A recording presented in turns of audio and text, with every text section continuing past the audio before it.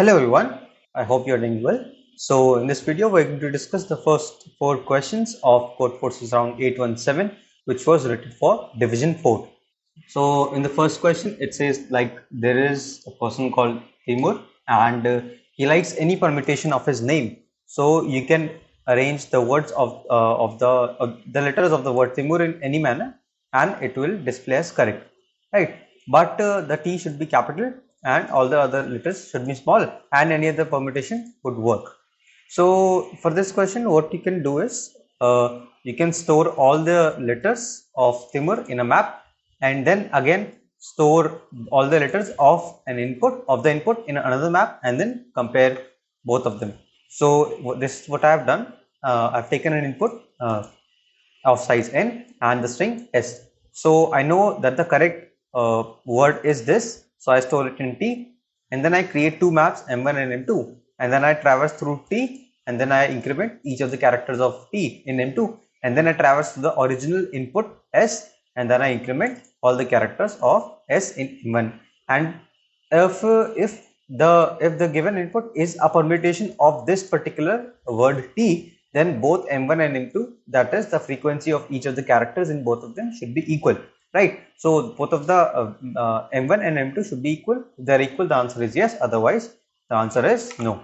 So moving on to the next question. So the second question says that we have been given a 2 into n column, 2 into n grid. So it says that Vasya is colorblind and she cannot distinguish between colors when the colors are green and blue, right? So you have to tell whether the grid that has been given, Vasya will tell whether all the rows, all the columns are same in each of the rows or not. So for example, there will be two rows, 1 and 2. So let's say there is some color here, some color here, some color here. So these two are equal, right? And then these two are equal, right? And then these two are equal. So both of these rows are exactly same. So the answer will be yes in this case. But again, Vasya cannot distinguish green from blue. So if this is green and this is blue, Vasya will say that these two are equal and hence the whole two rows are equal. And if this is blue and this is green, again Vasya will say that these two are equal and the whole row is equal. So we can just check if they are already equal. If they are not equal, whether they are a pair of green and blue. If they are a pair of green and blue, or they are equal in any of the case for every I from 0 to n. If either they are same or they are a pair of G and B, or that is green and blue, then the answer will be yes. Otherwise, the answer will be no. Right. So this is what I have done in the code. So I've taken two inputs, that is string s1 and s2. So I traverse through the string, and if s1 of I is equals to s2 of I, that is the character at the ith position in both the strings are equal, then I don't need to do anything and I can continue. And initially I have initialized the OK or the answer variable as 1, whether it will be yes or no. Otherwise, if they are not equal, I just store both of the values in different characters a and b, and I just swap them if a is greater than b. So I have done this so that if they are a pair of blue and green, that is b and g, then a will always contain b and b will always contain g, right?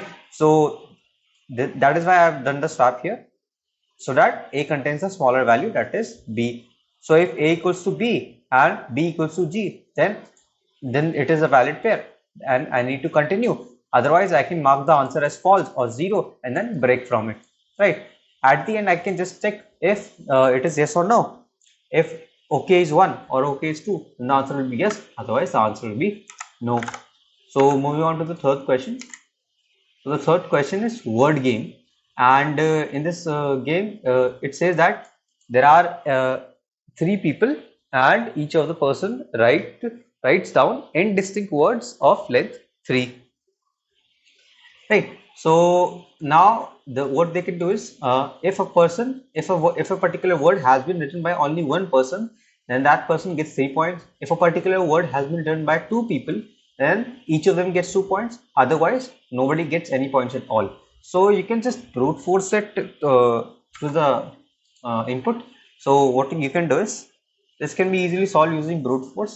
For example, if person 1 has written A, B, C, person 2 has written B, D, E, and person 3 has written X, Y, and A. Actually, these are, if you see the question carefully, then it says that distinct words of length 3, but let us just assume that these are the words written by all of those people, right? So what I can do is, if let me write P1, P2, P3. So what I can do is, I can see that this person has written P1, right? So I can this person P1 has written A, so I can search for A in this particular set or vector, whichever whatever you call it, and then I can search for A in this particular vector. Now the total count of A, one here and one here, the total count of A would be 2. So for this person, I will only add +1. If the total count is 1, what does total count 1 means? That A is only present in this particular vector and it is not present in these two vectors. If the total count is 1, then the answer for P1 would be +3. If the total count is equals to 3, then the total answer for P1 would be +0. Right. So you can just easily brute force through all the solutions, all the possible things, and you can find the answer. So I have taken a vector of sets, right, and the size is 3. So when I take the input for each person from 0 to less than 3, what I do is I take the loop from j is equals to 0 to less than n, because each person has n words, right, and for every word I insert it in v of I. Now I have taken initialize the result vector, which is vector of int of size 3. Now I traverse through for each person, that is from I 0 to less than 3, and then the person has written some words and those words are stored in v of I, right? So I traverse it using the variable word. Now I use the variable count, and again I traverse through all the persons, and in the list of all the persons I find that particular word. So if v of k dot find word is not equal to v of k dot end, this means that the word is present in the list of the kth person. If it is present, I will increment count. Then again, if count is equals to 1, then the result for the ith person will increase by 3. If count is equals to 2, then the result for the ith person will increase by 1. Otherwise, there will be no change. And then finally, I can print the result for each of the persons. Right. So this is the code for the third question. Now moving on to the last question for this video. So it is it's the question D says that there are n people in a horizontal line, and each of them are looking left or right. So each person counts the number of people in the direction they are looking. Right. So if it is written like this, if it is something like this, right, LL. So this particular person at the first position is looking at the left, but there are no person present on the left. So the result for this particular person is 0. This person is also looking to his left. Now the number of people to the left of this particular person are 1. So the result for this particular person will be 1. So this is the problem statement that we have been explained. Now what you can do is, you can change the direction of at most k people, right? If you can change the direction of at most k people, you have to tell what will the maximum value of the answer for each k from 1 to n, right? For each k from 1 to n, you have to tell the maximum value of the answer. So what we can do is, we can just initialize, first of all we can store the current answer. So that for example, in this particular state, I can store that the current answer is 1, right? For the given input, the current answer is 1. Now what I can do is, for each of the places, like I can easily calculate how many persons are to the left of this person, and I can easily calculate how many people are to the right of this person, right? So for each of the indexes, like this is the ith index, for each of the indexes I can calculate the value of dx. So dx will be the change in value if I switch the person at the ith position. So if I convert this person into right, So if I take this person and change its direction to right, then it will look something like this, RL, right? So the total value for this particular person will now be 1. So for the dx for this person is 1. Now if I go to this person and I try to change his position, then it would be r, and then for the second person the final value will be 0. So the dx in this case is -1, right? So I can form the dx array for all dx values for all the positions from I 0 to less than n, or from I 1 to n.